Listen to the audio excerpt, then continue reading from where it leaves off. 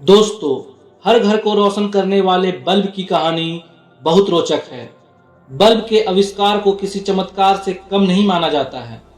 19वीं शताब्दी के आखिर में बल्ब का आविष्कार हुआ था, जिसे विज्ञान की दुनिया में सर्वश्रेष्ठ आविष्कारों में से एक माना जाता है। बल्ब ने रात के अंधेरे में रोशनी फैलाने का काम किया। मशहूर वैज्ञानिक थॉमस अल्वा एडिसन ने दुनिया को बल्ब की रोशनी का तोहफा दिया था। 27 जनवरी को 1880 में एडिसन को बल्ब का पेटेंट हासिल करने में सफलता मिली थी, लेकिन एक समय मशहूर वैज्ञानिक को स्कूल ने पढ़ाने से इनकार कर दिया था और उनको कमजोर दिमाग वाला बालक बताया था। लेकिन उन्होंने अपनी प्रतिभा के दम पर फोनोग्राम और बल्ब समेत हजारों आविष्कार किए। उनके आविष्कारों से लोगों का जीवन और आसान हो गया। अमेरिका के महान आविष्कारक थॉमस अल्वा एडिसन का जन्म 11 फरवरी 1847 में हुआ था। उन्होंने मेहनत के दम पर 1093 पेटेंट अपने नाम किए हैं। उन्होंने अपने आविष्कारों को दुनिया में लोहा मनवाया है। उनका सबसे बड़ा आविष्कार बिजली के बल्ब को माना जाता है। बताया जाता है कि बल्ब बनाने में थॉमस अल्वा एडिसन 10,000 से ज्यादा बार फेल हुए थे, लेकिन उन्होंने हार नहीं मानी और बल्ब का आविष्कार किया। एडिसन जब 10 साल के थे तभी उन्होंने अपनी पहली प्रयोगशाला स्थापित की थी। उनकी मां ने कई सारे रासायनिक प्रयोग वाली एक पुस्तक दी जो एडिसन को बहुत पसंद आई। थॉमस एडिसन कई दिनों तक बिना सोए प्रयोग करते रहते थे और सबसे हैरान करने वाली बात यह है कि वह कभी कभी खाना भी भूल जाते थे। थॉमस अल्वा एडिसन के बचपन की कई ऐसी कहानियां हैं जो लोगों को सीख देती हैं। बताया जाता है कि एडिसन जब प्राइमरी स्कूल में पढ़ाई करते थे तो उनको टीचर ने एक कागज देकर कहा कि इसे अपनी मां को दे देना।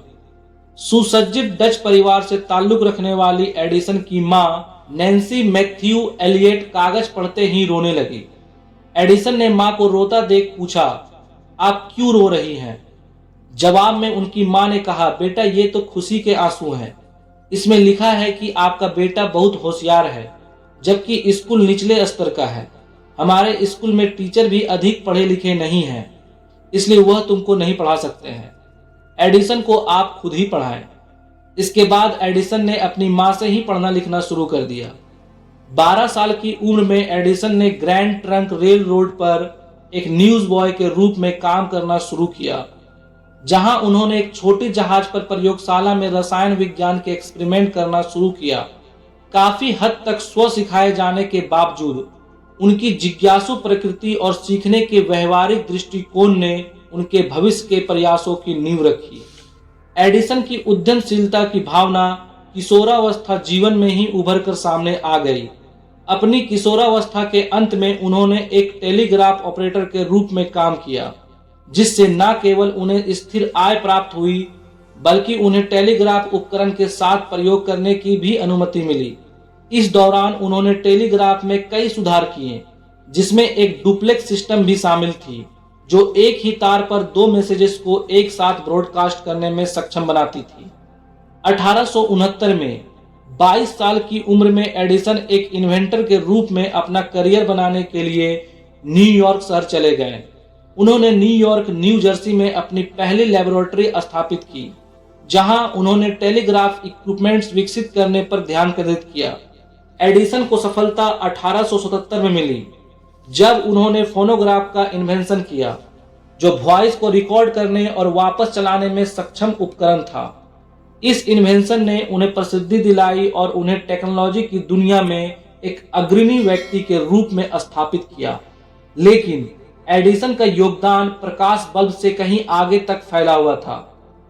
अपने पूरे करियर के दौरान उन्होंने मोशन पिक्चर कैमरा से लेकर अल्कलाइन स्टोरेज बैटरी तक इक्विपमेंट एंड टेक्नोलॉजीज की एक विस्तृत श्रृंखला का इन्वेंशन किया।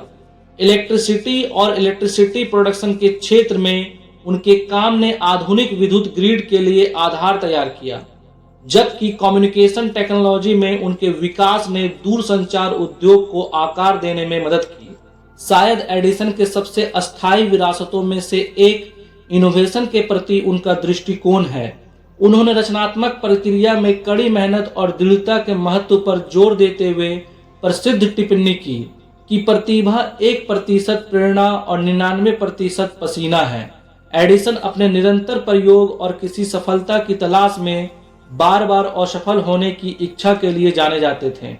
उन्होंने प्रत्येक विफलता को एक मूल्यवान सीखने के अनुभव के रूप में देखा, जो उन्हें सफलता के एक कदम करीब लाती थी। कई साल बीत जाने के बाद जब वह एक महान वैज्ञानिक बन चुके थे और उनकी मां का निधन हो चुका था, तब एक दिन घर में उनको अपनी मां की अलमारी से टीचर का दिया हुआ पत्र मिल गया। इस पत्र को पढ़ने के बाद एडिसन खूब रोए।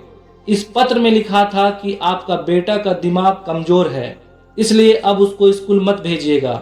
एडिसन ने उस पत्र को पढ़ने के बाद अपनी डायरी में लिखा है, एक मां ने कमजोर दिमाग वाले बच्चे को महान वैज्ञानिक बना दिया। पहली बार बल्ब बनाने के लिए $40,000 खर्च करना पड़ा था। 1879 से 1900 तक एडिसन ने सभी मुख्य आविष्कार कर दिए थे। वह वैज्ञानिक होने के साथ ही एक रिचेस्ट बिजनेसमैन बन गए थे। 18 अक्टूबर 1931 को एडिसन का निधन हो गया था।